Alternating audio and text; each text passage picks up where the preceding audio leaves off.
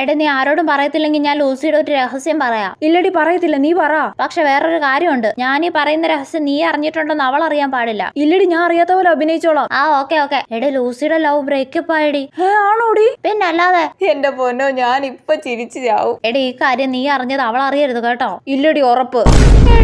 മോളെ എനിക്കൊരു കാര്യം പറയാനുണ്ടടി. എന്താടി ലൂസി, എന്ത് പറ്റിയടി? നിനക്ക് എന്തോ പറ്റിയിട്ടുണ്ടല്ലോ, നീ എന്താ ഇങ്ങനെ വിഷമിച്ചിരിക്കുന്നേ? എടി ഓവർ ആക്കല്ലേ. എടി മോളെ എന്റെ ലവ് ബ്രേക്കപ്പ് ആയിടി. അയ്യോ ആണോടി? എന്നാ പറ്റിയതാടി? പറയടി, എന്നാ പറ്റിയതാ? എന്തൊരു കഷ്ടമായത്.